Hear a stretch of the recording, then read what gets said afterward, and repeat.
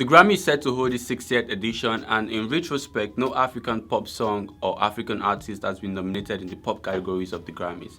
Now, most foreigners and even some uninformed Africans, for lack of better words, refer to African pop music as Afrobeat. So to lay a proper foundation, I'll first of all deconstruct the Afrobeat Conundrum and offer a breakdown on why African pop music should be considered by the Grammys in the coming years. My name is Vheektor, and this is Vibes with Vheektor. The term Afrobeat was coined by late African music legend Fela Anikulapo Kuti to describe his style of music.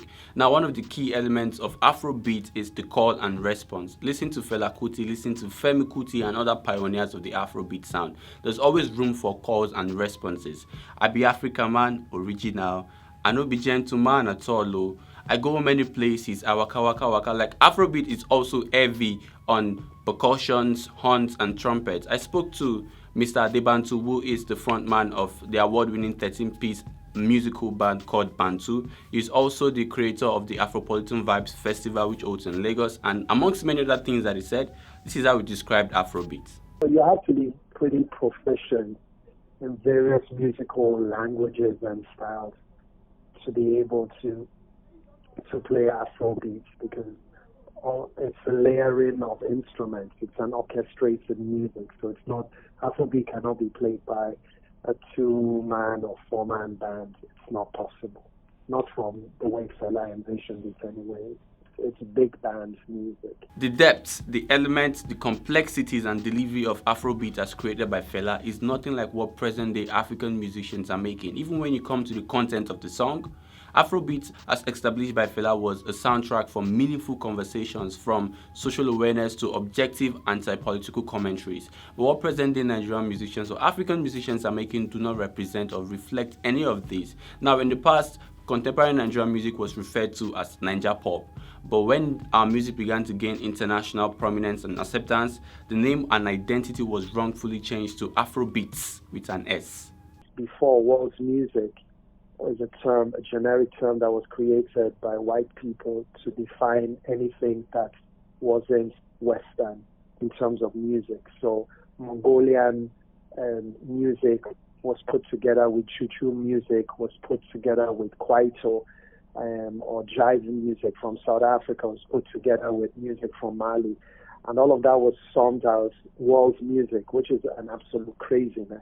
So what you now have is a reoccurrence of that same attitude and also the same damages, because Afrobeat has now gotten a life of its own and no one is questioning it. All the people that are being given this label, they just feel it's a badge of honor and they don't understand the legacy of this word. They don't understand the implications of using this word. According to this article on The Guardian UK, the name Afrobeat was popularized and pioneered by UK-based Ghanaian DJ who goes by the name DJ Abranti. Now, Abranti wanted a singular term to describe every contemporary music that was coming out of West Africa and Africa at large. Now, this is the downside. In Africa, there are musicians who make jazz music, pop music, hip-hop, dancehall and R&B music. So to generalize everybody's sound as Afrobeats means you're taking their respective musical identities away. It is like calling Africa a country. For example, when South African hip-hop artist Caspian Rivers was interviewed by the Breakfast Club on Power 105 in America, he was called an Afrobeat artist. I just came out and said, yo, I actually did that first, you know what I'm saying? So people don't know how big Afrobeats is and how big... I'm a hip-hop act, so I'm not Afrobeats. Afrobeats. Okay. Now, this is really dangerous because it eludes African musicians the privilege of being recognized in the same light as their global contemporaries. The popular African sound that you hear today is not Afrobeat. It's called pop. Now, what is pop music? According to Wikipedia, pop music is a piece of music that has popular appeal, and the lyrics of modern pop songs focus on simple themes, often love and romantic relationships, usually delivered in simplified forms. Does this not perfectly describe what present-day African music sounds like? The Wizkid, the Davidos, the Runtowns make music not for a subset of people but for the larger populace, and their songs are delivered in simplified manners. Baby girl, you bad, oh, girl, the way you whine, I demand over you. That was Runtown talking about love in a very simplified manner, and this is indeed what you see in almost every African pop song. Wikipedia further revealed that other elements of pop music includes common use of repeated choruses, melodic tunes, and hooks. This is indeed what African pop music sounds like, and Davido's If perfectly mirrors all of these elements. The chorus, If I Tell You Say I Love You, was done thrice, and the groove and instrumental was super melodic, and there was the 30 billion for account hook, and this is how almost every African pop songs are designed.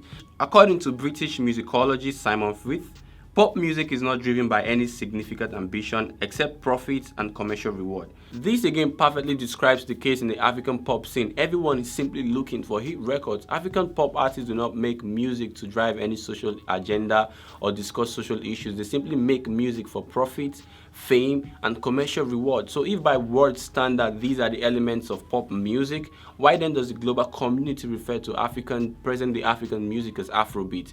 And why is our music not put in the same space as American pop music?